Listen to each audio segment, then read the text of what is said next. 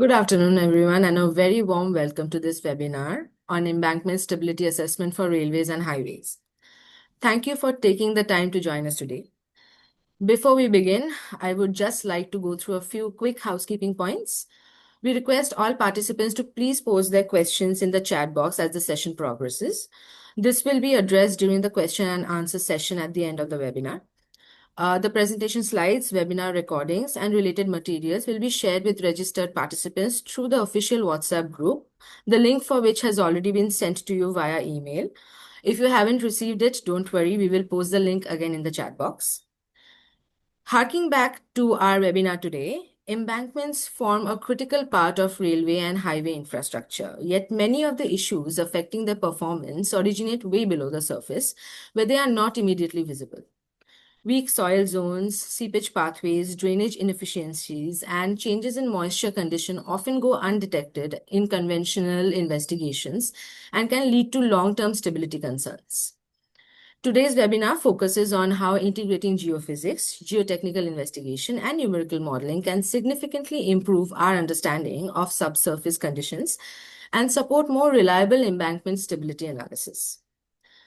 The two excellent speakers joining us today are Dr. Sanjay Rana from Parson Overseas Private Limited and Ms. 𝗘𝘅𝗃𝗏 Rawat from Sequent. Dr. Sanjay Rana is a pioneer in engineering geophysics in India with over 3 decades of experience and extensive work across infrastructure projects. Ms. 𝗘𝘅𝗃𝗏 Rawat is a customer solutions specialist and GeoStudio modeling expert at Sequent. Dr. Rana will discuss how engineering geophysics can help identify hidden subsurface issues and provide continuous insight beyond conventional investigation methods, while Ms. 𝗘𝘅𝗃𝗏 Rawat will demonstrate how geophysical and geotechnical data can be integrated into GeoStudio-based numerical models to support better analysis and engineering decision-making. So with that, let us begin. It is my pleasure to invite Dr. Sanjay Rana to start the session. Dr. Rana, over to you. Thank you very much, Suchetna ji, for that introduction and for setting the context so well. Before we begin, I would also like to acknowledge the team working behind the scenes who have made this webinar possible. These efforts often go unnoticed, but they are absolutely critical in bringing such sessions together smoothly. Mr. Rashid Katuria, Ms. Anushka Batra, Ms. Priya Mohini, Ms. Suchetna Banerjee, and my fellow speaker, Ms. 𝗘𝘅𝗃𝗏 Rawat. Thank you for your efforts in bringing this session together. And my sincere thanks to all the participants who have joined us today. We have more than 800 registrations for this webinar. Few of you have already joined us live here, and others I'm sure would enjoy the recording. We often call these free webinars, but I personally never consider them free, because you are investing something extremely valuable, and that is your time. And we deeply respect that. So our effort today will be to make this session as practical, insightful, and meaningful as possible. Let me begin with a simple thought. When we look at a railway or highway embankment, what we see on the surface often appears stable, well-constructed, and reliable. But the real question is, do we understand what lies beneath it? Because in most cases, the success or failure of an embankment is not decided at the surface.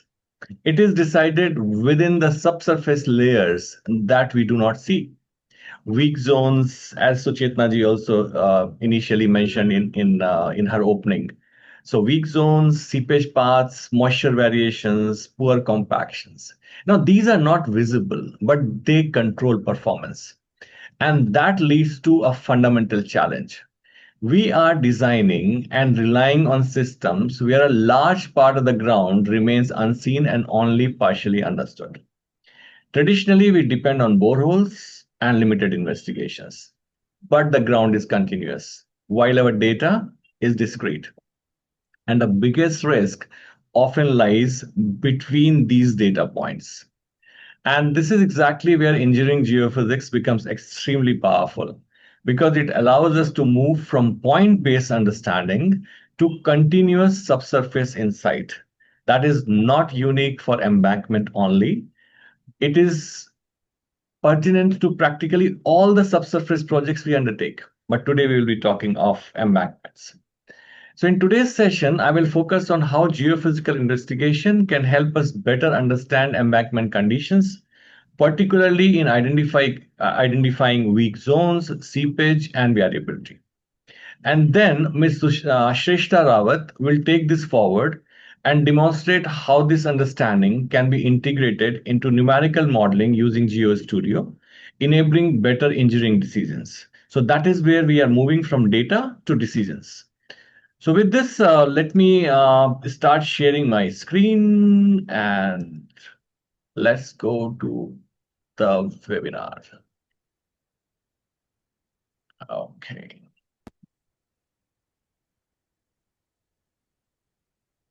So no webinar starts unless I do a quick check with Rashik-ji. Rashik-ji, all good, visible, my PPT? All good, sir. Okay, so let's start. Very, very brief introduction about the person, the company which I represent. So we are a ISO certified geophysical company. Geophysics is what we do in different sectors. And we are the largest in the region. But more than that, we are known for bringing various technologies in the country from time to time. It's all listed here, right from GPR to high shear wave refraction, etc. Not going to read through this. Our main strength is our people who are highly experienced and trained. We have with us, PhDs. We have most of them are MTechs. So we have a very, very good pool of people. We are an Indian multinational, so we have offices in India, in Singapore, Bahrain, and Saudi Arabia. And with these offices, we are catering to 14 countries around the world. I'm a geophysicist by profession. I graduated in 1990 from University of Roorkee, which is now IIT Roorkee. And initially 5 years, I worked with the state government, then the central government, that was Department of Atomic Energy. And 95 onwards, I'm working on my own. So it has been 36 years of journey. And near surface geophysics operations is something which I started in the country for the first time. I'm also on committees of Bureau of Indian Standards, Indian Road Congress, Tunneling Association of India, Indian Society for Transit Technology, basically to work on various codes of practice and standards, because these are very, very important, for popularizing any discipline, and more important than that, to make sure that it is being used correctly. These are a few guideline documents which I have authored till now on dams, tunnels, bridges, and utility mapping. So, coming to the topic. In the very famous words of Sri Visvesvaraya, he said, the engineer's first problem in any design situation is to discover what the problem really is.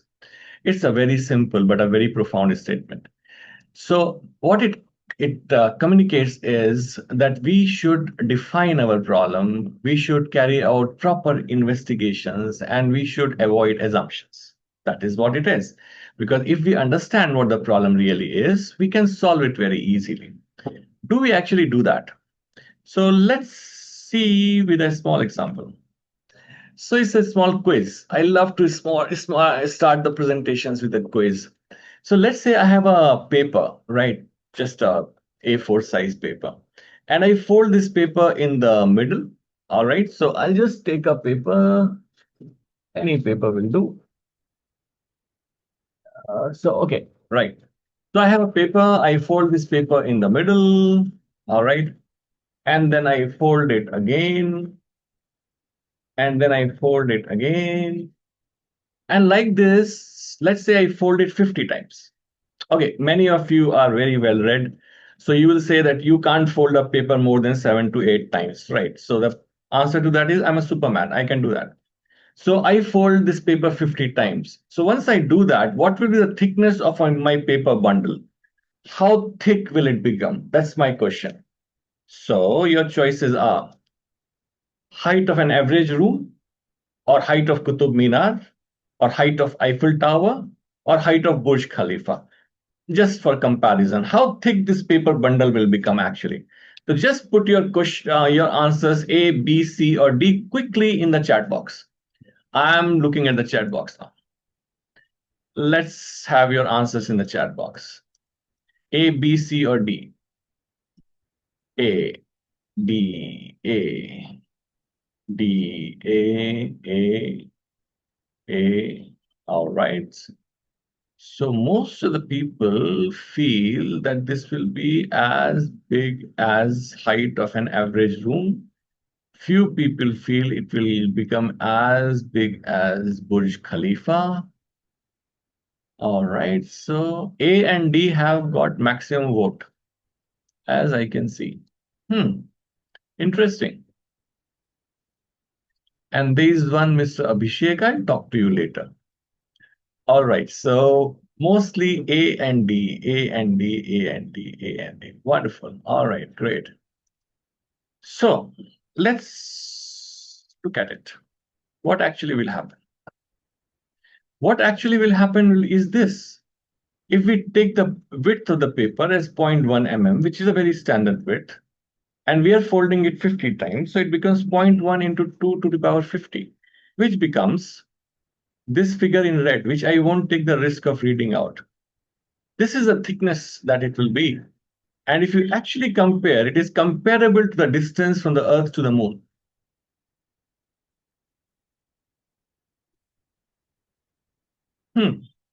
Take a pause, think about it. What we did here was assume. What we had to do was to calculate.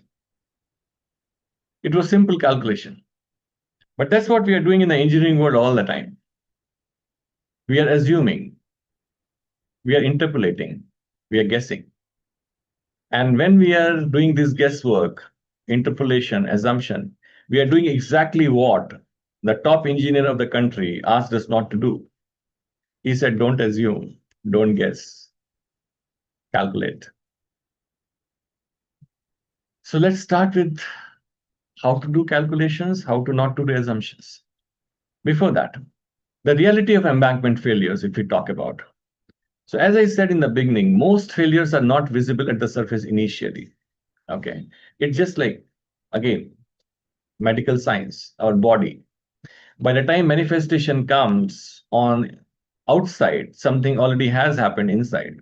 As they say, when we have fever, it basically means something is going wrong inside. And manifestation is a fever. Fever is not a disease in itself. So most failures are not visible at the surface initially. Problems originate in the subsurface layers down there. And the common causes can be weak foundation zones, seepage and poor drainage, moisture variation, poor compaction, etc., etc. And the conventional investigations often miss these hidden risks. How we will look at it. And when we talk of failures, these are usually progressive, right? They happen over a period of time. It's not all of a sudden, right? Something was happening inside which was not detected in time, and that led to a failure later on.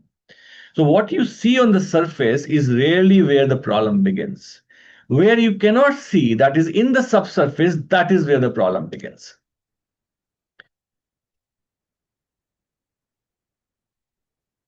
So why this topic matters? Because railway and highways are critical infrastructure lifelines. All right. Embankment failure leads to safety risks, service disruption, economic losses. Practically, country runs on railways and highways. So we can understand what happens when these kind of failures take place. And today, the traffic load is increasing. On the same track where we used to have, let's say, X number of trains, today we are having practically 7 to 8X number of trains, just in the last 15, 20 years. Okay. Similarly, on the highways also, the traffic is increasing, which basically means we are having higher stress on our embankments. Then the climate variability, the rainfall pattern has completely changed. The rainfall which was happening in a period of, let's say, months altogether, which used to give enough time for drainage, etc., is today happening in the matter of hours. So from months, it has become hours. So intense rainfall is happening, which is leading to flooding and changing moisture condition inside the embankments. And traditional approaches, of course, may underestimate hidden risk. And infrastructure reliability is governed by what lies beneath, what is not what is visible above. This is something which I'll keep reiterating in this particular webinar. When we talk of road and highway embankment in the same webinar, it's important to understand that there are changes between the two. They are not exactly the same. There are small changes. So railway embankment, for example, are having highly concentrated loads, okay, axle load as we talk about, repetitive dynamic loading, and sensitivity. They are sensitive to stiffness variation. So whenever there is change in the stiffness because of the highly concentrated load, railway embankments are susceptible to that. Highway embankment, on the other hand, have distributed load over a wider area. They are definitely influenced by traffic variations, and they are highly sensitive to drainage and moisture. Because unlike railway embankment, where drainage is built in the basic structure of the embankment itself, not in the highway embankments. But the common factors that both depend on subsurface conditions, hidden weaknesses directly affect performance. So although there is a different loading, but the truth remains the same. That is, subsurface governs stability in both kind of embankments. And if we look at the embankment, we can look at the embankment as a layered system, right? So if we just talk of railway embankment as an example, it's a multi-layered structures. We all know that we have, the top layer of basalt, then sub-basalt, etc., etc. Each layer has a specific engineering function. So the basalt layer, for example, is absorbing the shock, etc. So every layer has a specific engineering function. And load is transferred progressively downwards. Performance depends on material quality, compaction, and continuity of layers. And weakness in any layer can affect the entire system. So this is important to understand that an embankment performs only as well as its weakest layer. All the layers can be in great condition, but the one particular layer which has developed weakness will affect the entire performance of the embankment. Conventional investigations, which we talk about, they have serious limitations. So boreholes provide point-based information only. This is something which I keep insisting in practically all the investigation for any kind of projects worldwide. If we are depending only on boreholes, we are depending on assumptions, interpolations, and guesswork. Trial pits, of course, are limited to shallow depths if at all we do this. Laboratory tests are done under controlled conditions. So even if you take the sample, your laboratory test is just representative of that sample, not for the entire strata there. So large areas between investigation points remain unexplored. And because of that, the changes in the subsurface, what we call subsurface variability, is often missed or underestimated. So the fact is that ground is continuous, but our investigation is discrete. So the missing link is need for continuous subsurface understanding, detect anomalies between investigation points, capture the spatial variability of the ground condition right from one end to the other without missing any pockets. See, these kind of defects, if you, for example, take the fouling in the ballast layer, it is happening in pockets. Unless we have a capability of finding the anomalies which are in pockets, we are basically not able to do our investigation thoroughly. That's simple to understand. And then obviously reduce uncertainty in the interpretation and enable better risk-informed decisions. So what we miss between data point is often where the real problem lies. And that's very, very important to understand. That's where geophysical investigation comes in picture. If any one of you is attending a repeat lecture of mine or repeat webinar of mine, you can always say, oh, again, the same slide. Yes, this slide will keep coming whenever I talk about geophysics, because I find this the easiest way to explain geophysics to an uninitiated or even a fifth grader. So if a fifth grader comes to me and asks what's geophysics, I'll start with this. I'll say that, okay, what are you looking here are medical images. How these images have been created by sending different kind of rays and waves inside the human body to create an image of what's inside. So you have ultrasound where you're sending ultrasonic waves, you have X-rays where you're sending X-rays, you have medical resonance imaging, what we call MRI, you have CT scan, what is computer-aided tomography. Here we are trying to create an image of what's inside the human body. And same thing we are doing in geophysics. That is, we are sending different kind of rays and waves inside the earth or a structure.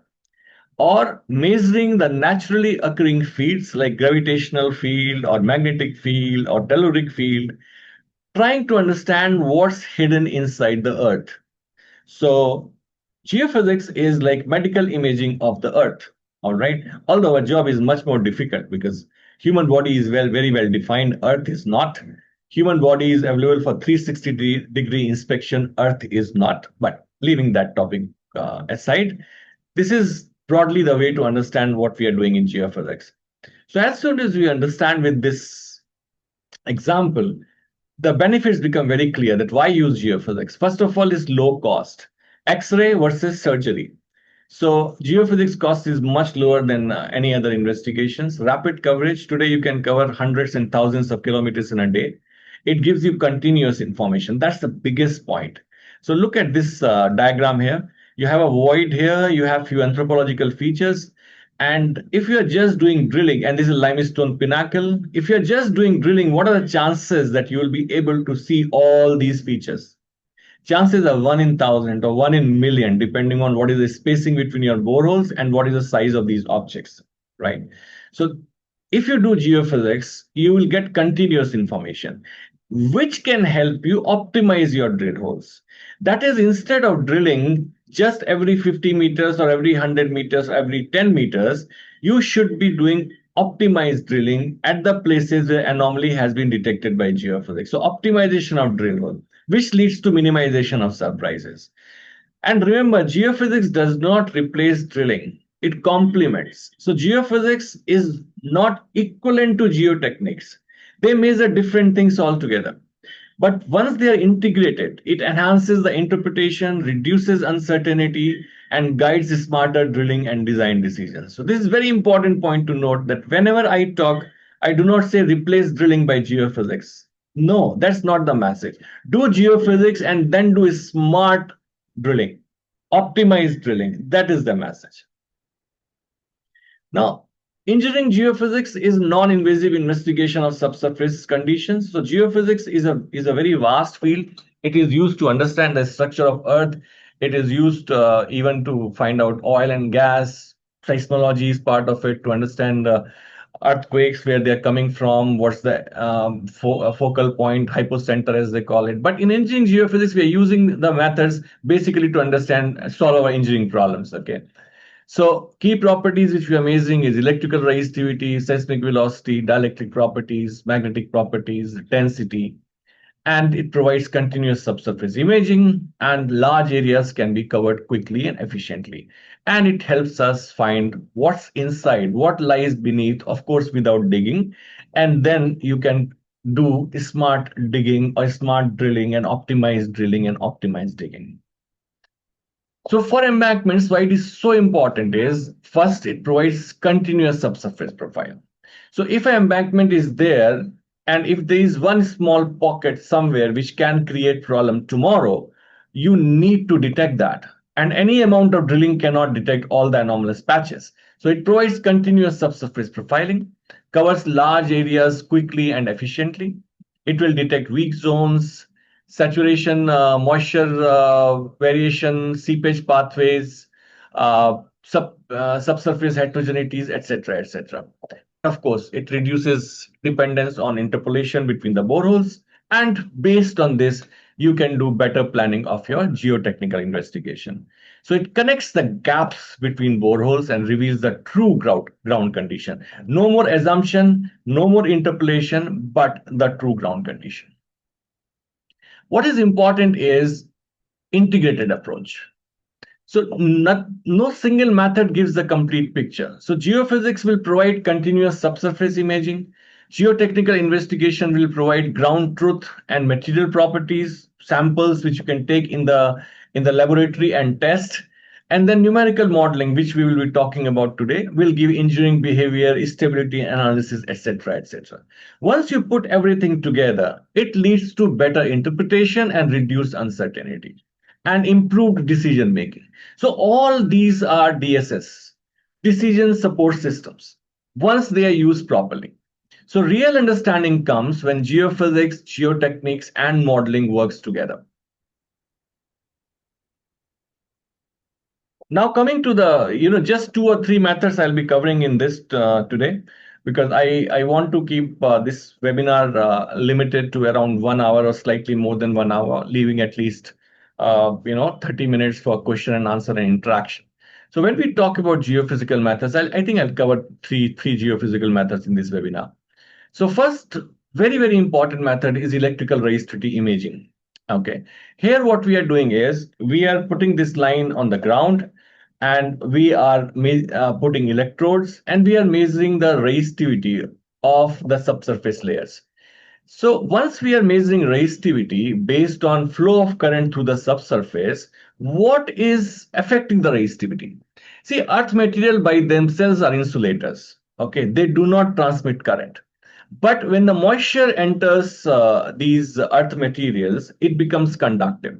So what we are able to see from resistivity survey is the moisture content, saturation, soil and rock type, because different kind of soils and rock type will have different type of resistivity.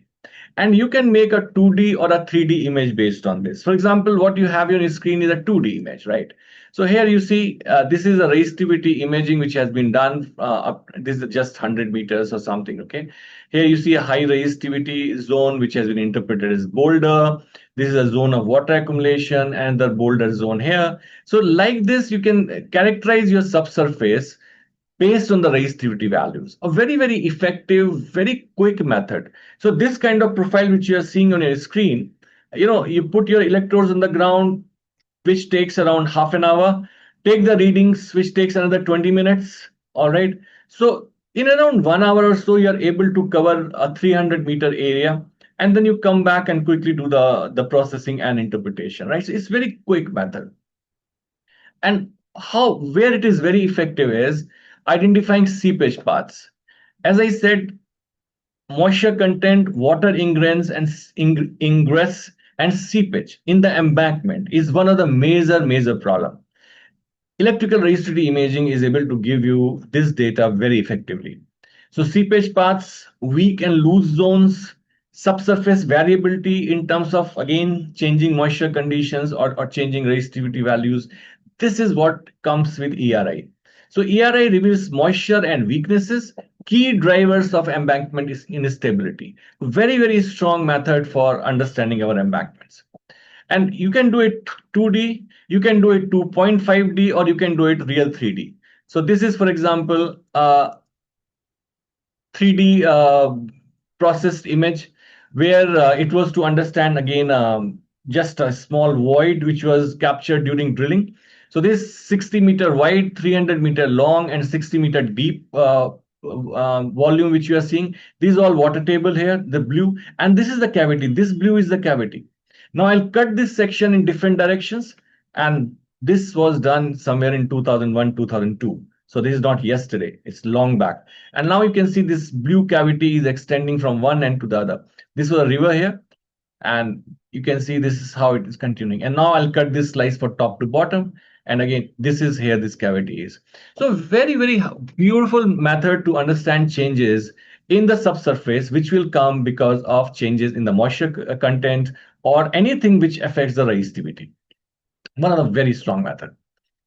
So application in embankment identifies seepage paths within embankment and foundation. Strong, very strong. Then maps zones of high moisture and saturation, because water entry basically creates the weaknesses. All right. So as you're understanding moisture content and water points, you are understanding your embankments much better. Detects weak or loose zones affecting stability, helps assess drainage performance, reveals foundation variability. So how the foundation is changing under your embankment. And once you have got these results, there might be certain zones which you want to understand better now. And that's where you can do targeted geotechnical investigations. And based on that, now you can make the complete remedial plans. So it makes invisible water and weakness visible before they lead to failure. So very, very, very strong method. These are few results. So this is, for example, result of ERI. Its depth of investigation is around 90 meters. This elevation 810 to 720. And this is the investigation. All these are the healthy parts, the red ones, the healthy parts. And this is the high moisture part in the subsurface. This is again a high moisture part in the subsurface. This is the high moisture part in the subsurface. So now you know exactly what is this is a chainage. So you can see this is going around 400 meters from this end to this end, and you know what is the depth of these zones. So imagine now you have to do the rehabilitation. You know exactly which part, you know exactly which depth. That's the kind of control you have. You can also combine your electrical resistivity imaging with streaming potential. So for example, you're trying to understand flow across a particular zone.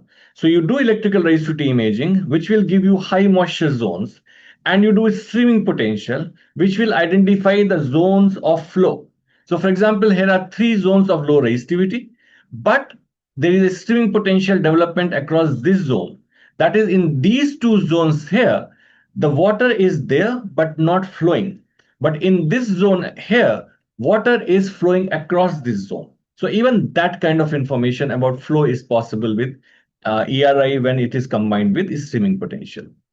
Second method is MASW, that is multi-channel analysis of surface waves. This is relatively new in the world of geophysics. When I say relatively new, I'm talking obviously from my perspective. I graduated in 1990. So anything which came after 1990 is relatively new for me.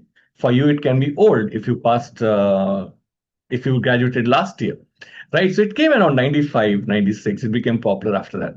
Now, this is to understand the shear wave velocity of the subsurface, okay?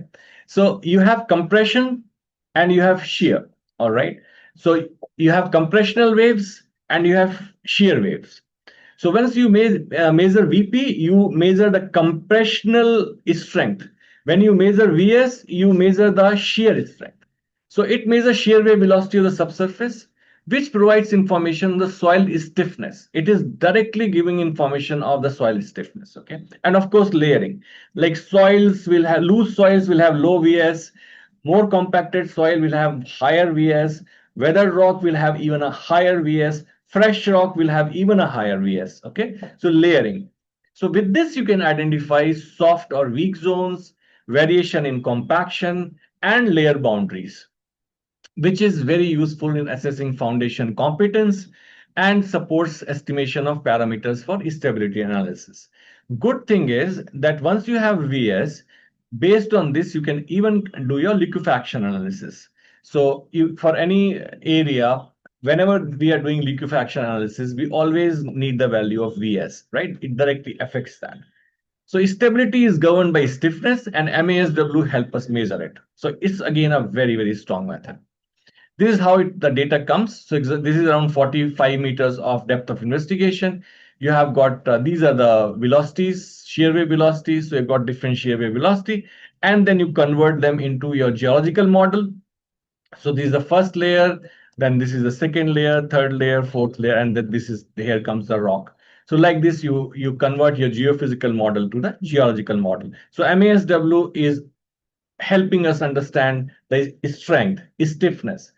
ERI was helping us understand the water content or the moisture content. Making sense. For embankment, this is what we need. So for example, these are 100-meter investigation results of refraction microtremor. I won't say it's a variation of MASW, but this also works on the Rayleigh wave dispersion curve. So well, loosely you can say that.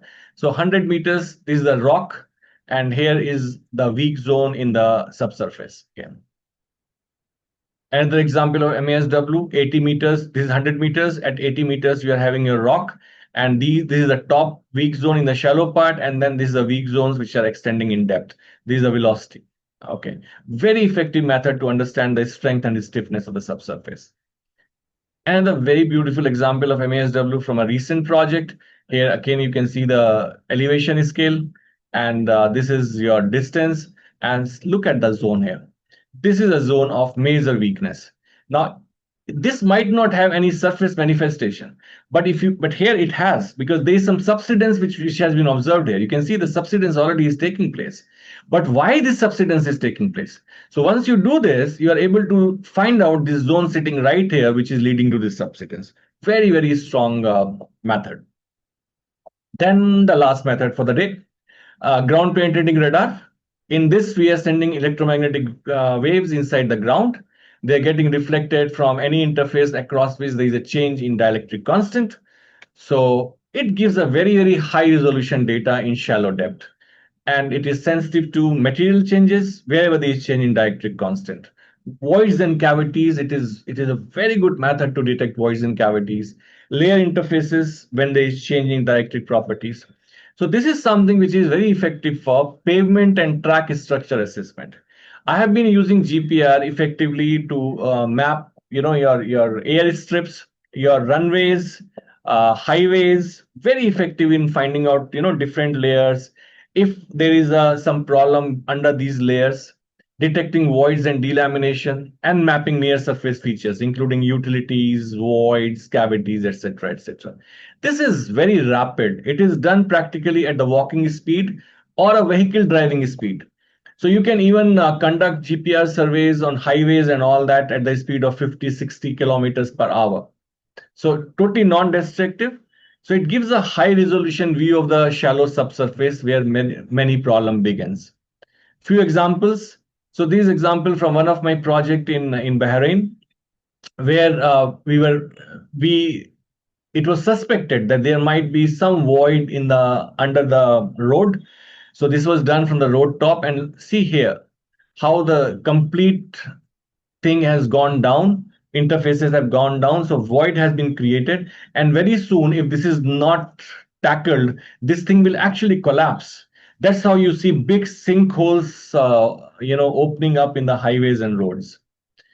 This is again from a small area. This is a small patch where 3D GPR has been done.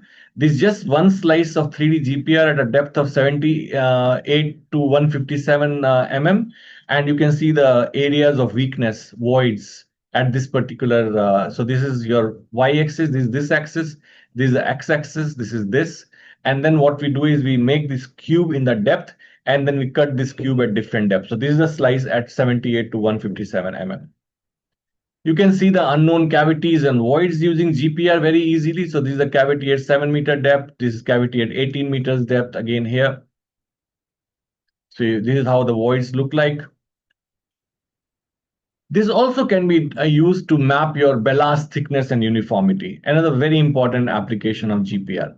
So you can detect things like fouling, moisture retention, voids and pockets, helps assess drainage efficiency at surface layer, provide quick track condition screening. So you just mount it in a trolley kind of a system, and it gives you wonderful results. So even at the surface, hidden ballast issues can trigger deeper instability. So this is used, and there are a lot of case study of GPR in ballast assessment.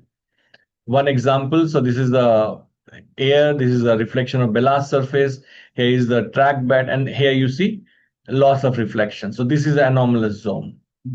Number of examples of this.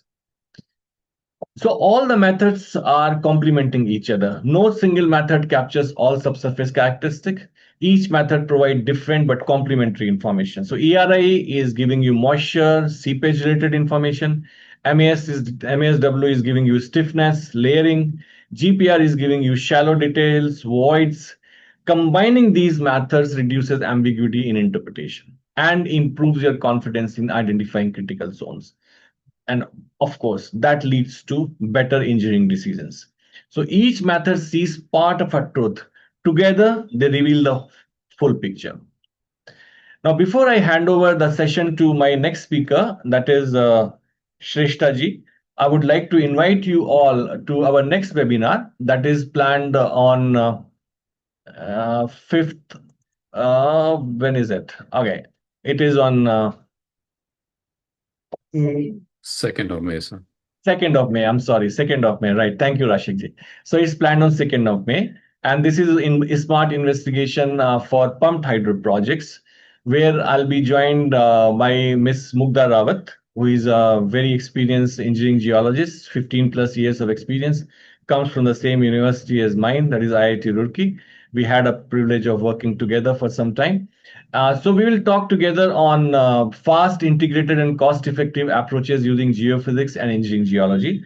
Here is a QR code in front of you. So Don't wait, just take out your phone just like I'm doing it right now. Scan this QR code. Let's do it together.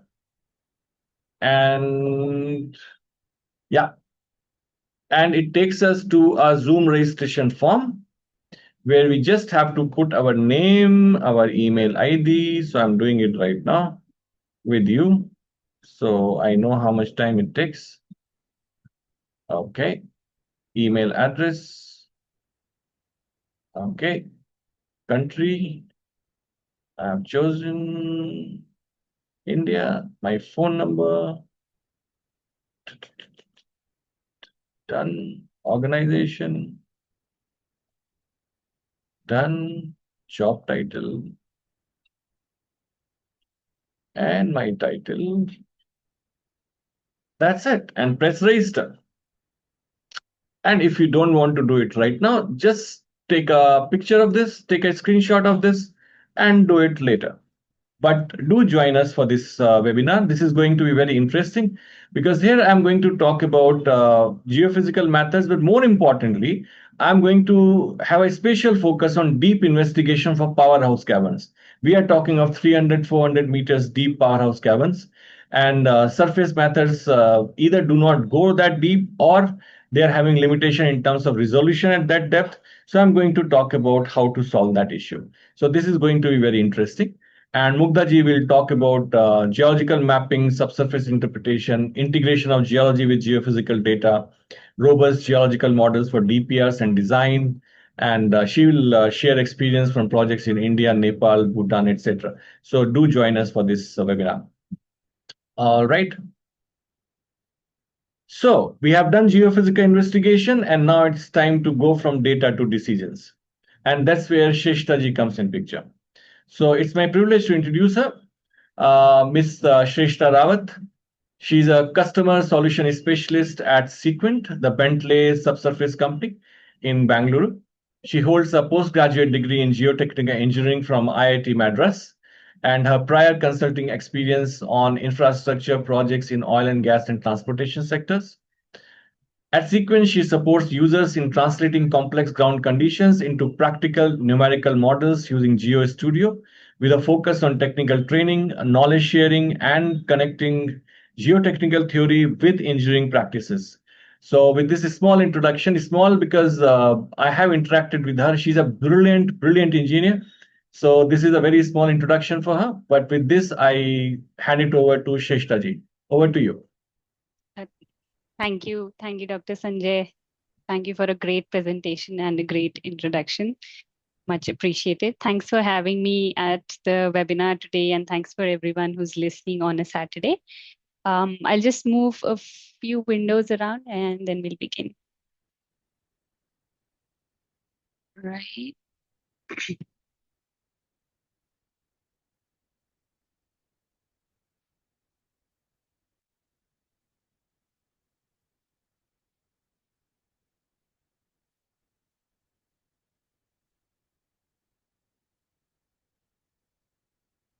Confirming with the team, are you able to see my presentation? Sharing my screen? Yes. Yes. Okay, yes. great. All right, my name is 𝗘𝘅𝗧𝗃𝗏. I work as a geotechnical engineer at 𝗃𝗏𝗃𝗏 APAC. Again, welcome all of you to this presentation. I would just like to begin by acknowledging how different the two worlds of geophysics and geotechnical engineering are, and yet somehow we both work together towards a common goal of understanding the subsurface better. As geotechnical engineers, we very rarely or not so often have geophysical methods incorporated into our workflows. We rely very heavily on invasive investigations, boreholes, so to say, field investigations or laboratory investigations done on samples collected from the field. And so sometimes when we see gaps in our knowledge, we sometimes end up underutilizing the benefits of geophysical methods. which can be non-invasive, very fast, efficient if we're covering a larger area and whatnot. Dr. Rana has already talked about all of those benefits in his presentation. So we'll not go deeper into that, but you realize the potential there, right? So we have to move towards an integrated world. Instead of interpolating gaps, we want to integrate both the worlds together to better inform our decisions. And Drake agrees with us. I like this meme here. Just starting off with it on a lighter note. All right, so we understand that both have to be used together and both have to complement each other. So I have a case study which we'll be looking at, which incorporates both geotechnical and geophysical data and creates a successful numerical study towards the end. So this is about highway BR-116 in Brazil. It's a valuable social and economic route in the country. And so along this highway, there's a large slope with a height of approximately 230 meters. So it's huge, it's large, and it's very non-linear. So around 2011, it was observed that the slope was moving, and so berms were constructed to curtail the movements and sort of as a solution to the movement. But then as more years passed, it was observed that the dramatic movements continued. And again, additional berms had to be added in 2017. So a study was undertaken, and this was by my colleagues in Sequent. They took over the study to assess the stability of the highway slope and to confirm these long-term observations that were being noticed in reality by simulating it through numerical modeling.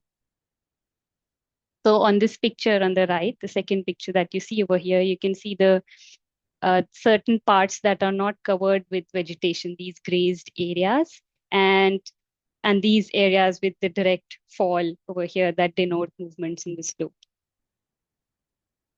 So in the study, this was the process that was followed. We'll go backwards, means that we will start with what needs to be done. We need to do a slope stability analysis, which will furnish us with the factor of safety. So this analysis has to be done in a numerical analysis geotechnical software. And so for this case study, GeoStudio was used. A 3D limit equilibrium stability analysis was performed. And why 3D? Because the slope is huge, largely non-linear. It's a varying topography, so you need 3D in such a case. But for a 3D limit equilibrium analysis, you have to first start with the geometry, a 3D model, so to say. So the 3D modeling, geological modeling, was done in 𝗏𝗏𝗏 software. But then I guess we all know that a 3D model works as good or is as good as the data that we give to it. So it needs certain imports to be able to become robust. So we have naturally the borehole data with us. We had SPT with rotary drilling, and we have some sample points taken, very few, and some laboratory tests done on them, and then some in situ permeability tests were also done. But the thing is that the borehole data was very limited and localized. So what we needed to do here was to furnish it or complement it with geophysical data. So electrical resistivity survey here was done, and then the data was processed and then imported into 𝗏𝗏𝗏. Similarly, we have some topographical maps based on LiDAR surveys from 2011 and then on 2017 to map the difference between the two. That's what the flow looks like, and we'll look at each of these phases now. Starting with the electrical resistivity survey. So I'm not a geophysicist, so if I use the wrong terms, feel free to correct me and don't quote me on that. But I've done my bit of studying there, so I hope this helps you. So in the electrical resistivity survey, 12 sections were created, like this in the picture over here. And after the apparent resistivity data was collected, it was visualized in the form of a pseudo section, which you see here on the right, the top picture. And then the data was inverted to arrive at a true resistivity model, the picture below over here. So you can see it's pretty evident between the two pictures that the inverted data presents cleaner boundaries. Pockets or lenses are more visible over here. So it was based on the resistivity data that we got, there was a huge range, and it was possible to categorize it into different low, medium, or high resistivity zones. And so we were able to delineate the subsurface material and position the groundwater table. So low resistivity areas would mean areas of high water content or probably sedimentary sort of a material, and high resistivity areas would mean rocky, compacted material with low moisture content. Now, if like we just saw Sir's presentation and we know that electrical resistivity surveys would probably be more suited for saturated areas to identify those, and not so much for delineation of layers, but that was what was used here, along with the SPT data or layering in the boreholes. And then we move over to all of the different kinds of data that we had, assimilated them, visualized resistivity data in 𝗲𝗏𝗏, which is the picture over here. So you have a 3D model ready. You see high resistivity areas in pink and red over here, which make the bottom part of the slope. And the superficial parts of the slope are mostly green and blue colors, which are the low resistivity areas. And then you have topographical maps from LiDAR surveys. You could also add the electrical resistivity inverted sections to sort of better visualize what your model looks like. Once that was done, it was possible to create contacts and surfaces in 𝗲𝗏𝗏𝗏works. And as a result, there were 3 layers that were created: the top superficial colluvium layer, the intermediate residual soil, and then saprolite. Once the 3D model was created, it was imported into geotechnical analysis software GeoStudio. This is 3D limit equilibrium analysis that was conducted over here with the Morgenstern-Price method. The search method adopted was cuckoo search natural algorithm. This means that the critical slip surface is arrived at automatically by the model, and you don't have to manually give your entry and exit ranges to the model. And then the piezometric surface was again imported as a background mesh from 𝗲𝗏𝗏𝗏works. Mohr-Coulomb materials were used, and the borehole data was based on mostly inferred from SPTs. So that's your 3D geological modeling model directly created in 𝗲𝗏𝗏𝗏works and then imported to GeoStudio. There's like a very few click process of doing it. The process has been automated to make it into a connected workflow system. And we come over to the results now. So once the analysis in GeoStudio 3D was solved, we got 2 results. On the left is results from 2011, and on the right are results from 2017. The one clear difference is the factor of safety on the top that you see over here. The factor of safety seemed to decrease in all of these years, which explains that the stability over time was reducing. And another very evident result is that the critical slip surface looks somewhat shifted. So on the left in 2011, it was this part over here, or the far left, which we also call the northeastern part of the slope, seemed to be the most critical. But as we approach 2017, the critical slip surface has expanded for one, and it has shifted or completely switched positions. Meaning that over time, starting from 2011, certain movements happened which changed the slope geometry such that the critical slip surface locations also changed by the time it was 2017. And since the factor of safety is below the threshold over here, it's 0.98, the slope is considered to be actively failing or failed. In GeoStudio, it's also possible to have a look at these bowls, the bowls of failure in 3D. the amount of volume associated with these failures. So you could like go over and play around and see what's happening there. Key takeaways and conclusion from this case study is that geophysics and geotechnical information put together allowed for a comprehensive understanding of the subsurface. 3D limit equilibrium method provided insight into the changing stability over time and hence confirming the observations of over the years that we had seen from 2011 to 2017. So providing an explanation to it. And then conclusion would be that robust slope stabilization measures are required for this slope. And if you need additional insights, like if there's there's subsidence, so what does it look like? How much movements are there? What are the deformations or stresses in the slope? You need to expand your study towards the finite element analysis. So that was about this case study. We move towards a next example. I'd like to talk about water. Water is essential for all of us. We all know that, no-brainers. But when it comes to construction, water is public enemy number one. Consider this example over here in Kerala of a highway embankment that was being constructed. I think last year it was very newly constructed and it failed. You can see here in the picture, a long stretch of the highway has catastrophically failed.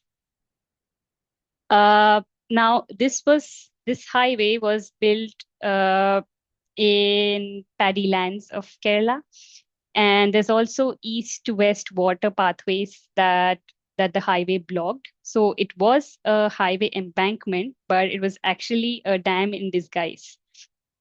And multiple reports have claimed that it was because it was built on paddy land, which was reclaimed, and then there were not enough culverts given, the drainage wasn't good, or technical support wasn't good.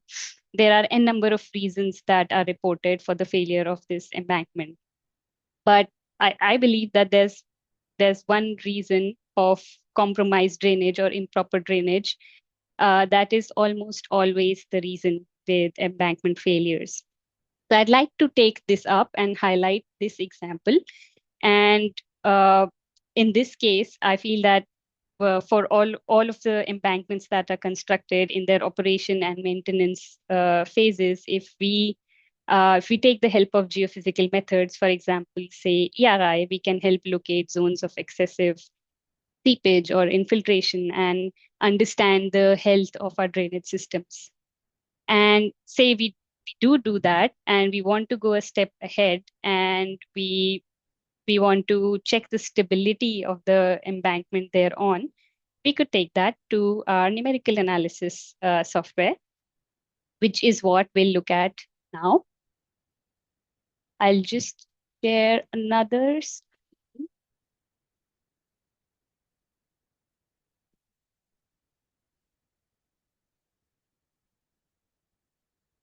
So I hope you can see the model over here. Yep. Yes, Shrestha, it is visible.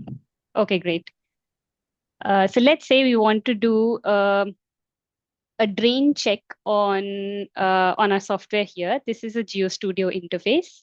A very simple geometry over here and a very simple material assignment. We've made it homogeneous, not to confuse it with other or not to bother with other details. And there is a drain space near the toe of the embankment.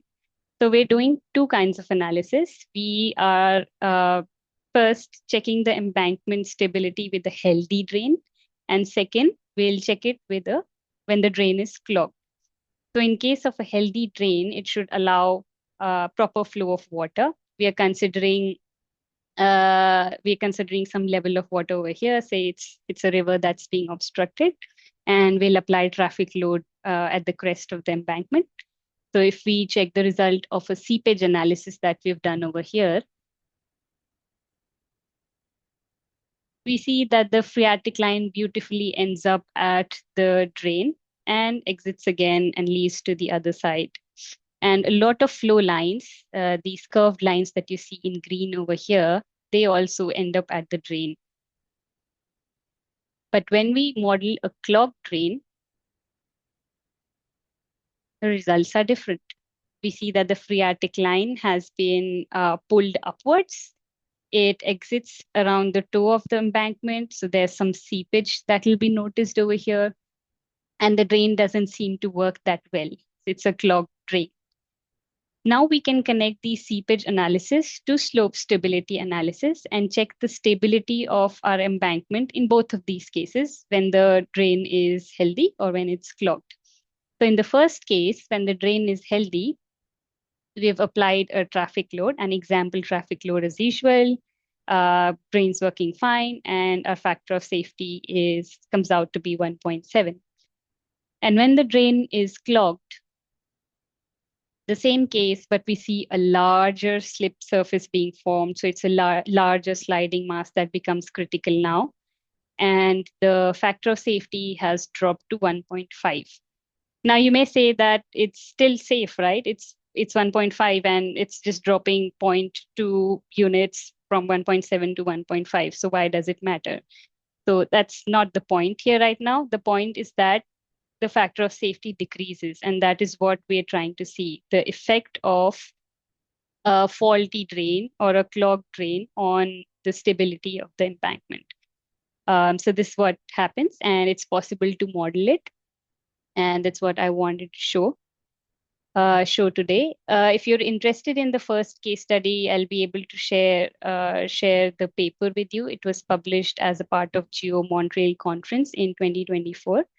So that should be possible. Otherwise, thanks for listening. And that's my presentation for today.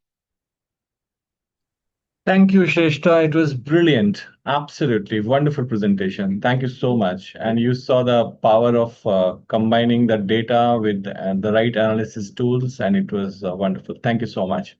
I'm sure participants must have enjoyed it as much as I did. Okay, so now we'll go to questions, and I'm going to read questions one by one. And whatever questions you have, please keep writing in the chat box. We will take questions from the chat box only, because already we have got some 35 questions in the chat box. So completing that itself is going to take some time. So first question is from Mr. Navneet Karmachandran.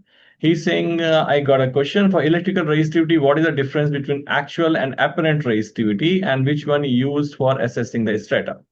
So very, very good question for everyone's benefit, because it's a very basic of resistivity, that when we are measuring the resistivity values, we are doing it from the surface. Our electrodes are on the surface. We are pumping current and measuring voltage.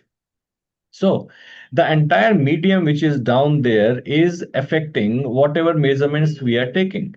So at that point of time, it is considering the entire half space as a uniform medium, right? It is not differentiating between different layers. The combined effect of all the layers will be measured as a particular resistivity value. Okay, so that particular resistivity value is what we call apparent resistivity, and that what 𝗱𝗃 also showed in her first slide is a pseudo section. Okay, you never interpret a pseudo section. Okay, the next step is to go through the process of inversion. What is inversion is that you start with a forward modeling. You make a basic layered model, see the response of that basic layered model, what kind of resistivity it will give on the surface, and then you keep your iterations till the time your observed matches with your calculated. Okay, so that is the entire process. So apparent resistivity is nothing but the resistivity which is measured by the combined effect of all the subsurface layers, is of no significance for interpretation. It is only for significance to start your inversion process, which ultimately leads to true resistivity, and that is what is to be interpreted for your subsurface layers. I hope it is clear. It's very important for this to be clear. Next is, I have a question on ARIF, that what is the use of induced polarization profiling geophysical investigation in a dam? What is the minimum opening size that can be detected from? This is from Mohammed Azruddin. Again, a very good question. So I'm not talking only in context of dams. I'll talk about resistivity and IP. What is the use of resistivity and IP? See, resistivity is a method which is giving you the resistivity of the subsurface formation. if you look at a chart of resistivity of various formations, a single resistivity can represent number of different formations. Okay, so for example, a resistivity X can be related to saline water also, and the same resistivity X can be related to clay also. All right, how do you differentiate between the two? Add another parameter, that is induced polarization. Induced polarization is the capability of the formations to retain charge. That is how you are measuring IP.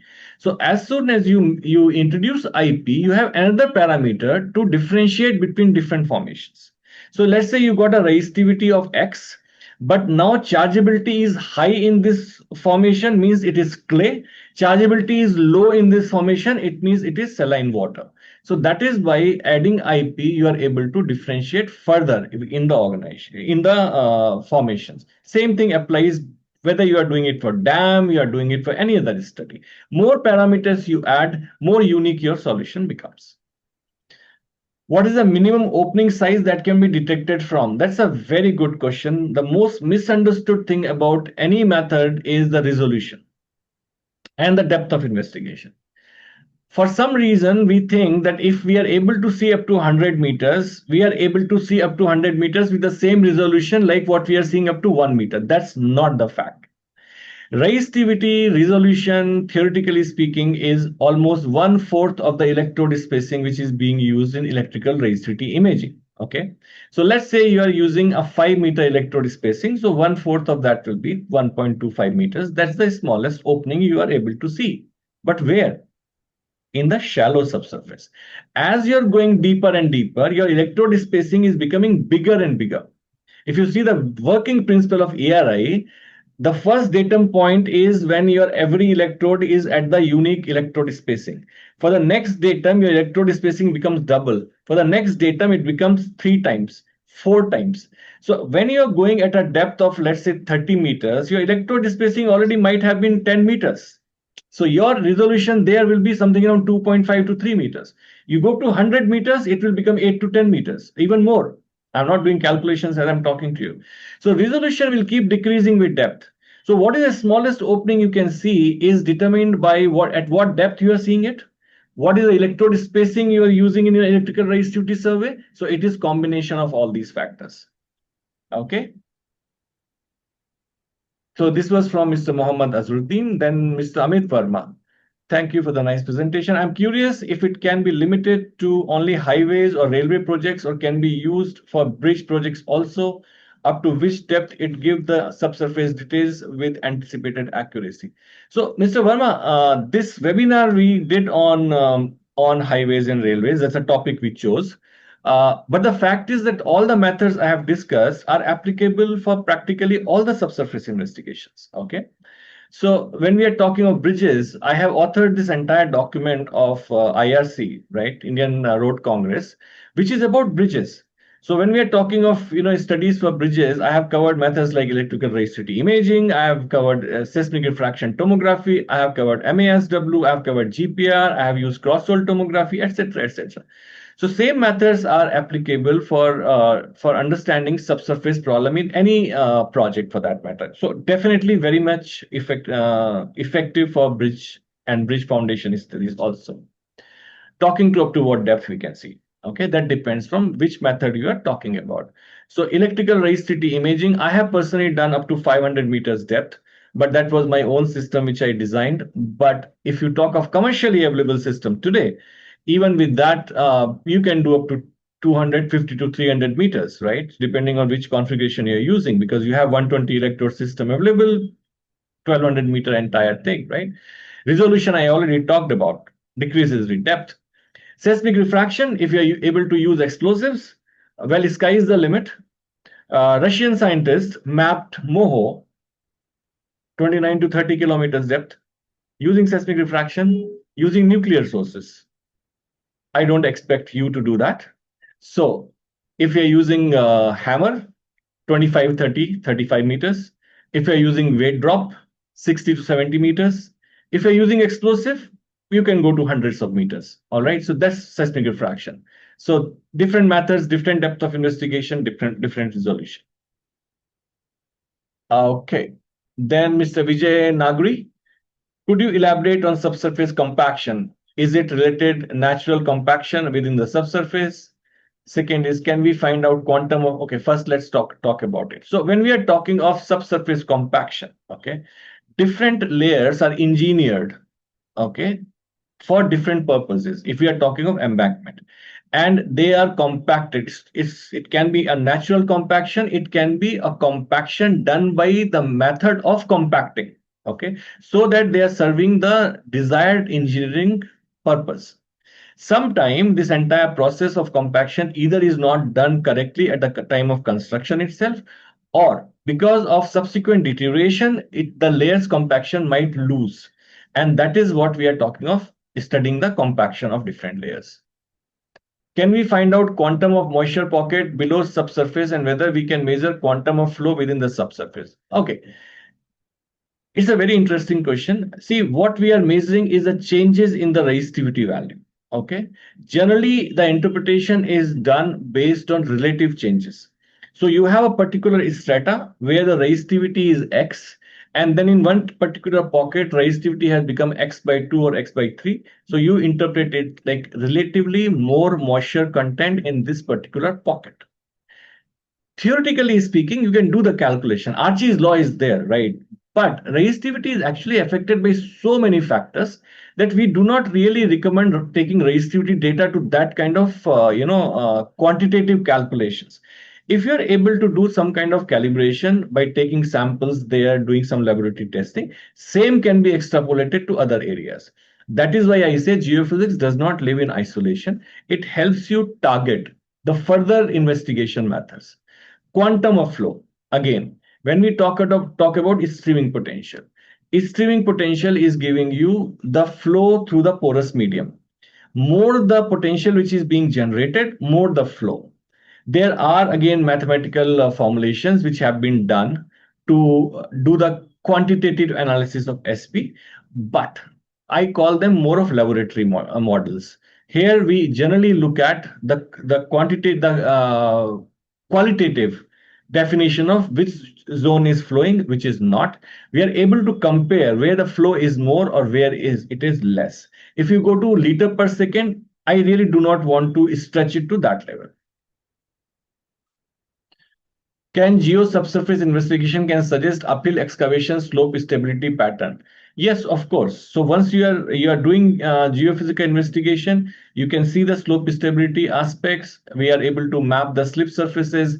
Based on the VS, we are able to see what is the slope stability. Based on ERI, we are able to map the slip surfaces. Based on VP and VS together, we are able to calculate all the dynamic modeling like Poisson's ratio, bulk modular, shear modulus, Young's modular, etc., which then can be used in numerical modeling and calculation, which 𝗱𝗫 discussed in her presentation. Then is from Mr. Raman. Which is the best effective method to identify the underground cavities? Usually in KSA, MASW and ERI have been used to identify the underground cavities. However, I couldn't find any clear cavity identification from these methods. Also, how big size cavities will be determined from these methods. So please give your practical experience on these. It was really confusing which method to use to identify the cavities and conclude the final outcomes and remedial measures. Thank you. This is a very, very good question. When it comes to cavity mapping, and thankfully I have been involved in cavity mapping projects in the Gulf region, the GCC countries. There are a number of methods, okay, and no single method will give you the answer. Reason is that if you are doing MASW and ERI, if you are doing it in the line pattern, right, and if the cavities are between these two lines, you will miss these cavities, right, and you can't do it so close. So cavity mapping project, we start with the basic definition, right? How big is the area? What is the minimum size of the cavity which you really want to detect, etc., etc. Microgravity is a very good method to map the complete area and see the pockets of cavities, and then do further investigation using methods like ERI and MASW on these pockets, okay? Because you need a complete area mapping first. You have GPR. If you have, depth of investigation is limited, you are not interested very deep because GPR is very fast. Microgravity is slow and expensive. GPR is fast and inexpensive. But depends on depth of investigation required. You can do GPR and then follow it up with MASW and ERI. MASW and ERI by themselves will not give you complete understanding of the area because they are done in the line and your cavities can just fall between the line. So you need one to map the entire area and then follow it with MASW and ERI. 𝗫𝗄𝗄𝗏, what is the maximum depth GPR can reach? That's a very, very common question. We get it in practically every webinar. And the answer is very tricky. Depth of penetration of GPR effectively depends on two factors: the frequency which you are using and the medium in which you are doing GPR. So it can range from 0. If you are doing in a highly conductive medium, like putting it on a metal plate, don't do that. Your antenna will get a problem. But metal plate or anything very conductive, the depth of penetration is 0. And in Antarctica, for ice thickness mapping, it has been done up to 5 kilometers, right? So that's that range. But when we are talking of typical soils, we are talking of tens of meters. We are not even going in hundreds of meters, okay? So in soils, it is limited to tens of meters, depending on the type of soil. If your soil is very dry, if your soil is not conductive at all, it's very uniform, okay, then your penetration can be great. But if it is having more conductivity, if it is having scattering objects, your penetration will reduce. Remember, you're using electromagnetic waves. Once they hit a conductive medium, they will be absorbed and converted to heat, right? So it depends on that. But tens of meters. What is the effective depth GPR can be used? I just answered that question. This is from F. Parlak. So I just answered this question. Can it be used for detecting sinkholes due to droughts under farmlands? So sinkholes can be detected using GPR, provided they are within the detection range of GPR. So till the time they are within that depth of investigation, it's a fantastic method to detect your voids, sinkholes, cavities, etc., etc. If it is not helping, go for the other methods. As I said, ERI is great to detect voids and sinkholes. MASW is great to detect voids and sinkholes. Combine the methods. Mr. Sanjay Gupta, borehole drilling only by rotary? Question mark. I can get that, sir. Yeah, go ahead. I think that's maybe based on the case study that I presented. Sure. It's a boreholes for SPT boreholes, and rotary drilling supplemented it whenever rock was encountered. That's my brief answer. Thank you. Yep. Thank you. Then next is from Mr. 𝗫𝗏𝗀𝗏𝗏. Till now, we are only going for geotechnical investigation. Geophysics is new concept after 1990s. What is the cost of geophysical investigation in addition to geotechnical investigation? So, Dubey sir, with all due respect, geophysics is not a new concept. It is just that in engineering world, we did not find, enough importance for geophysics because there were not enough geophysicists doing it. Most of the geophysicists were going in oil and gas exploration, which it is being used since early 90s, right? So it is a very, very old method. Now, since our drilling is very expensive and we have to go much deeper, we do not move an inch without doing geophysical investigation. In engineering world, we found that boreholes give more or less information what we need, but it doesn't. And that's because of that, we get into geological surprises and all kind of problems. Geophysics does not add to the cost. That's the most important point to remember. It does not add to the cost of geotechnical investigation. It reduces the cost of geotechnical investigation. Absorb that. Today, we are doing geotechnical investigation randomly by, let's say, doing drill holes every 50 meters, every 100 meters, whatever pattern we have got in our BOQs. That's not the right way of doing it. Because if you are doing it, you are still missing anomalies between the boreholes, and that will come later as geological surprises. So you do geophysics and then do targeted geotechnical investigation. By that, you can reduce the cost of your geotechnical investigation by 1/10. So if you are planning 100 drill holes, you can actually reduce this 100 to 10 by doing a smart geophysical campaign. and overall cost of your campaign will actually come down. So it does not add, it reduces the cost. Next question is by Mr. Sandeep Singh. I have done a lot of FWD test for flexible pavement, which is a geophysical method, but found the result of FWD test ineffective when geogrid is placed below the granular layer. I just request you please discuss what is the reason for this. Honestly, not my field of expertise. Okay, so but what I understand is that when you are doing this FWD test, you are measuring stiffness. You are not measuring stiffness of individual layers directly. It is based on surface deflection, right? And then you are doing back calculation to get the layer modeling. When you introduce a geogrid, it changes the entire behavior. Okay, so it introduces reinforcement through tension, not stiffness in the classical sense. All right, and that's how it will change the complete behavior. But as I said, FWT is completely not my field.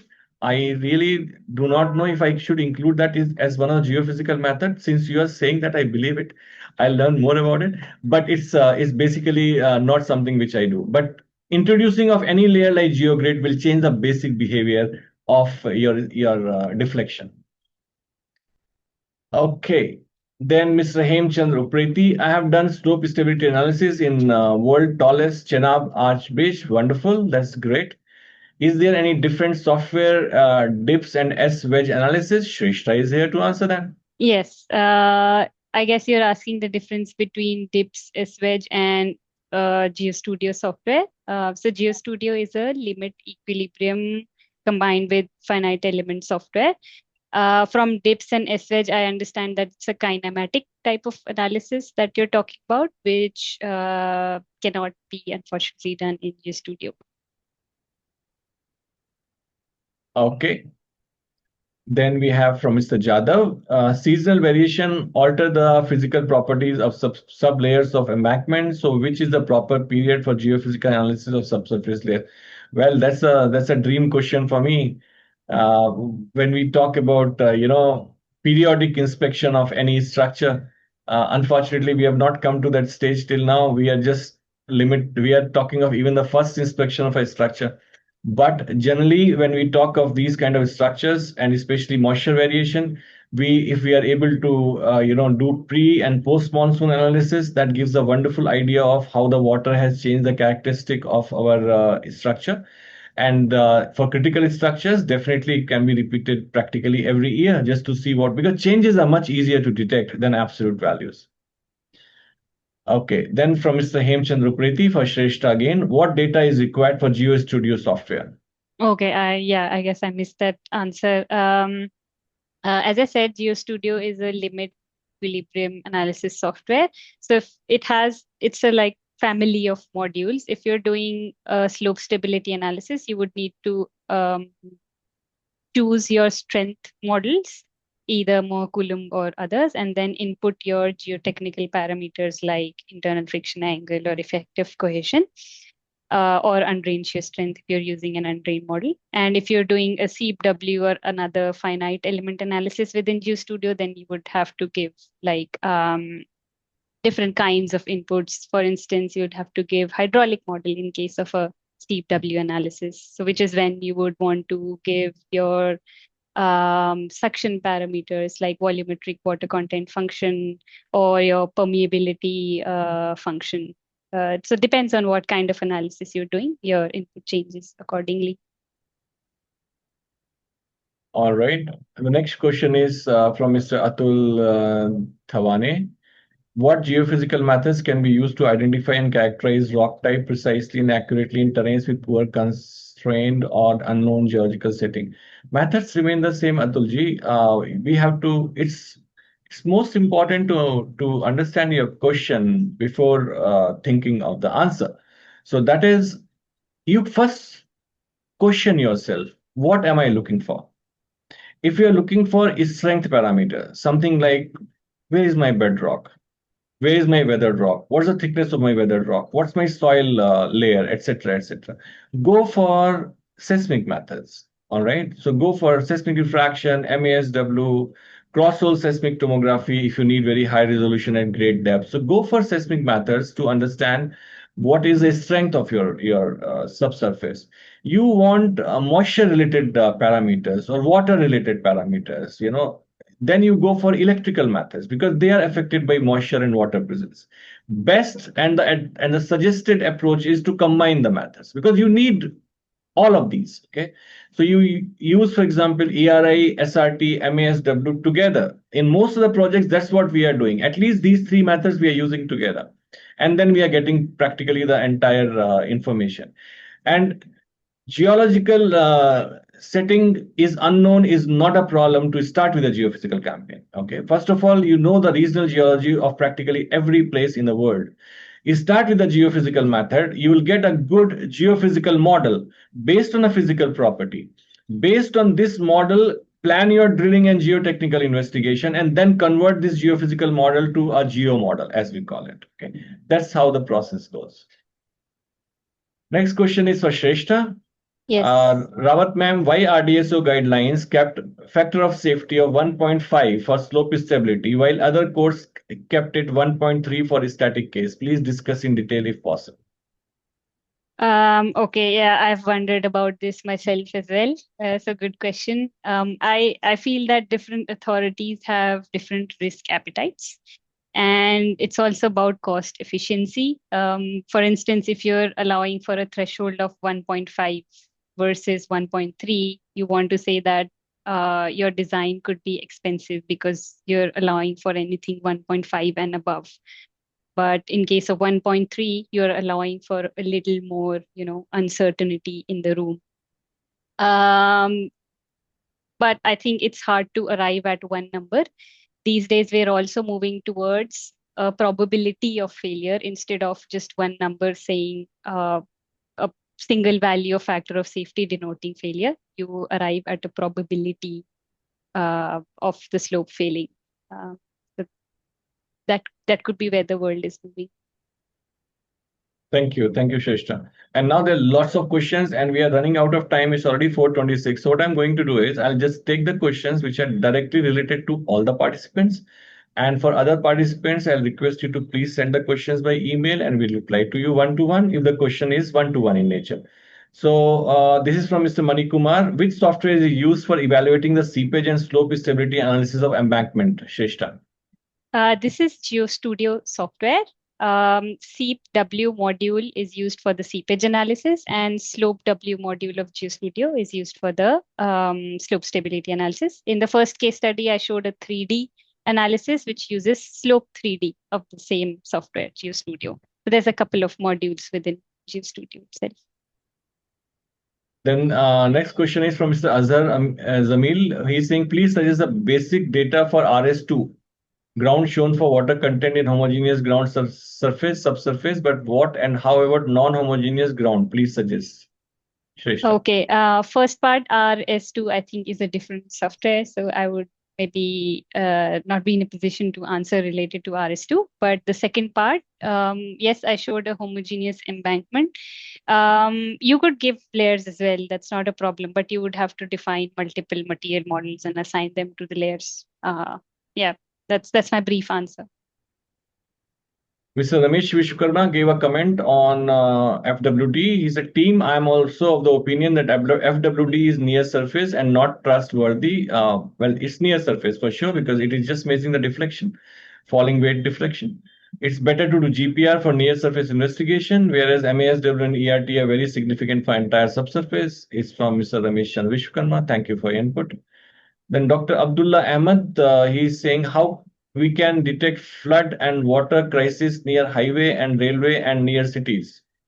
Well, you would like to comment on that, Shrestha? I missed the question, sir. Sorry. Yeah, even I missed it, to be very honest, despite reading it. Anyway, it's been a lot of.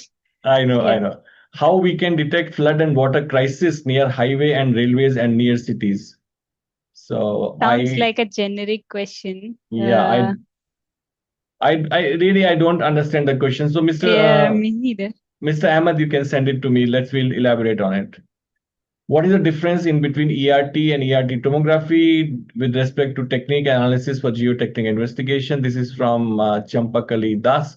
So you see, electrical resistivity test, ERT, generally what we talk about is something which is done using typical 4 electrodes to measure the resistivity of the subsurface, and it is generally used to find out resistivity for, finding this when you're putting a, earthing system, etc.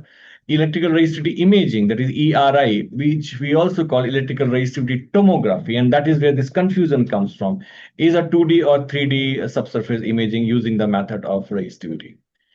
Then Mr. Sandeep Singh, sir, how can we interpret SRT data for finding design parameters required for slope stability like C, phi, density of soil or rock? Please share any high referred paper having reactivation strength parameter, velocity, etc. obtained from SRT. SRT test is not giving you C and phi. Okay, let's be clear about that.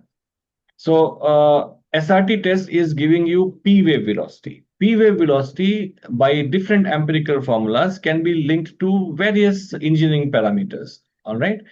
Density can be, for example, obtained using Gardner equation. So you can do density. Then if you have both P and S, you can determine Young's modulus, shear modulus, bulk modulus, Poisson's ratio, etc., etc. But remember that geophysical methods should be used to understand the subsurface in a continuous method in a quick way. And then on certain zones, you must carry out your geotechnical investigation. And once you take samples out from there, send them from C and phi analysis or do it in the geotechnical part of it. Okay. Next is from Anurag. ERT, MSW, GPR, seismic refraction in highways and railway investigation, yet embankment failures keep recurring every monsoon season. How could we tackle this? We are not investigating enough, Anuragji. And I do not have many case study where embankments actually have been systematically investigated by any of these methods. That is why embankments keep failing every year. Okay. I'll just go through all the questions. If something is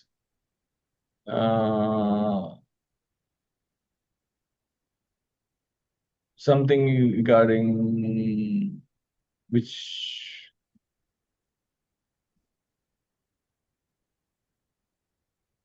Sir, there are some questions related to how the software can be tried out, either for students or like general question on that, for which I'd be able to share the sequence sales email with you. And specifically for students, very recently, the Geotechnical Academic program has been launched, which combines both GeoStudio and Plaxis and offers academic packages for these two softwares. So our sales engineers can get back to you and tell you in detail about those. We'll share the email with you. Wonderful, wonderful. Okay, I'm just going through all the questions. It's something which is very, very pertinent for this webinar. For everyone else, I'll there is one from Mr. Gautam Vishwakarma, which is the best and safest for PSP embankments, MASW or ERI. So Mr. Vishwakarma, MASW and ERI. That's the answer you'll get from me almost in all the discussions. Never depend on a single method, because single method is measuring one single physical property. What you need is much more than one property to understand your subsurface. So always combine methods. Minimum 2 to 3 methods you should be doing. Okay. And I'm so sorry, but there's so many questions, but we have to stop because this is already 4:33. So what I'll request you is, can someone please put my email ID there in the chat box? So my email ID will be in chat box. Shrestha ji, you also can put your email ID in the chat box. And once again, I'll request everyone to please join the WhatsApp group, those who have not joined, because we had some 300 live participants in this webinar, but the group still has 196 members only. And then many of these members who have not joined the WhatsApp group will ask for the recording, will ask for the presentation, etc., which will not be sent on one-to-one basis. So please join the WhatsApp group. Again, I'll request Suchetna ji to please put the link of joining the WhatsApp group in the chat box. So join the group so we can communicate, and all these questions also you can put in the group, and my questions I'll reply within 24 hours. Shrestha ji will make her own commitment. So I'll reply as soon as I can. Yeah, great.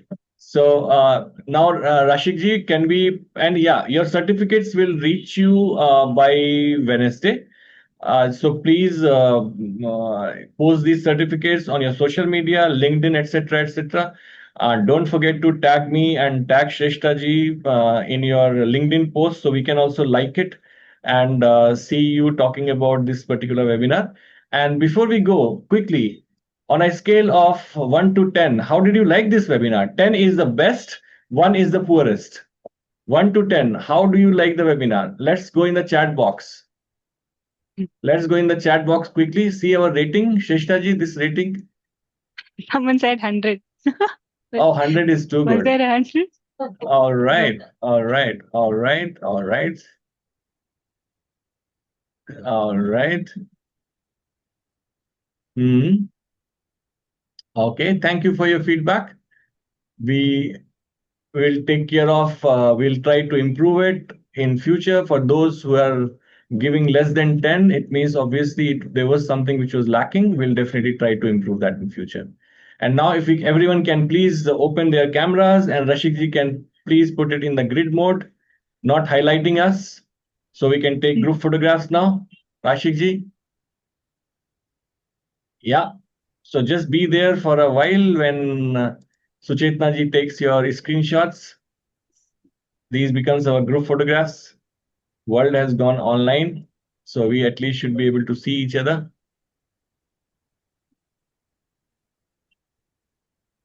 And whatever suggestions you have for future webinars, feel free to send it to us. We are doing practically one webinar every month. So we started with archaeology, then we did tunneling last month, and all these webinars are recorded. Recordings are available with you for all the time. So once you register, you are able to see the recording at a time of your convenience. Certificate, of course, you get only when you attend live. Because I also want to see people sitting with me when we do it. So keep in touch and keep attending these webinars, and send us your what do you call it, suggestions for future webinars. I've got few from Miss 𝗀𝗃𝗃 Das.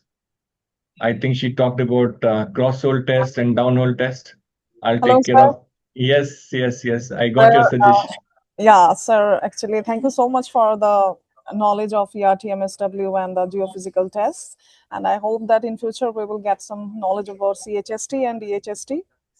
So this is my suggestion from my side. Definitely, we'll do that. In fact, I conducted a 3 days webinar on cross-hole and down-hole test. That was some time back, I think 1.5, 2 years back. But I would love to share some recordings with you also. But we will also like to conduct another webinar. Sir, actually, I just want to make a clarification, because most suggest us that you have to do this much of boreholes in this location and this location. So is there any provision that we will incorporate the geophysical tests, the bare minimum what we can do in the codal provision for the infra projects also? Because according to the guidelines we have to follow, because right now I'm an infra company. So according to the IS codal provision, we have to go for the that is conventional methods like geotechnical investigation by the boreholes, but it is pretty much very informative that if we go for the geophysical test, then we can find out the water pockets, and our SBC calculations will be more reliable. Correct. Absolutely. So I'm in few committees right now, where I'm trying to introduce these geophysical investigation formally. Let's understand that the application and understanding of geophysics in these areas is still very limited. Okay. Yes. And that is the reason why we even do these webinars, so that more and more people understand the importance of these methods in different application areas. It will take some time for people to fully appreciate this, but we are on the job. I'm right now in 5 committees of BIS, where we are systematically trying to put geophysics in the investigation part of it. So it's a very good idea, but it's young professionals like you actually who will take it forward. And that's what we look forward to. It's great to see Ed here, Edward Flint. Good to see you. It has been a long time. Yes, it has, sir, and I appreciate it because I use these techniques every chance I get. These are using your geophysical investigations is just, it's the top of the line to identify the problems that you have. Um, and I did make one comment in there and one of the things that I think if they can you could follow up on is what is the when finding a problem in a embankment or dam, uh, how can what solution is the best solution? And Praxis, I studied a little bit of Praxis, I could put in a sheet pile wall or retaining wall and then rerun the assessment and see which one gave me the most cost effective. But to get there, you need the geophysical study. You know that as well as I do when we identified the seepages in all the dams under drip one. Wow. It was just amazing the accuracy and being able to, instead of just doing blind grouting, we actually found out something. So I appreciate this is a good opportunity for everybody. Participants should take this as a really learning exercise and how to use and your cost, also the cost of the geophysical investigation saves you so much money. So much. I did it on one where we had a 800-meter underground tunnel, and it had 10 significant leaks in the tunnel, 3-meter diameter with 2-meter pipe going through it. So you only had a half a meter on each side. And we mapped the leakages at 8 locations that needed to be fixed. Then we did MASW, 3-dimensional, and guess what? Spot on. All those areas showed up, the leakage areas showed up on MASW. And so we went in and did confined grouting in those areas. Amazing, amazing how it works together. Thank you so much. Thank you, Edward, for sharing your experience. That's what I say. Like, it does not increase the cost of typical geotechnical investigation. It does reduce the cost, and it increases the data 100-fold.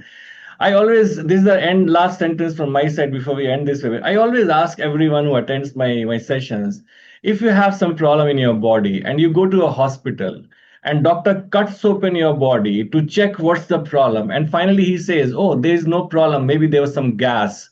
Would you like it? Or you would like to get an ultrasound done first and then surgery if required? So everyone says, yeah, of course, ultrasound once and then surgery. But engineering world, we are doing just the other way around. We are not doing ultrasound first, we are doing surgery first. All right, that has to change.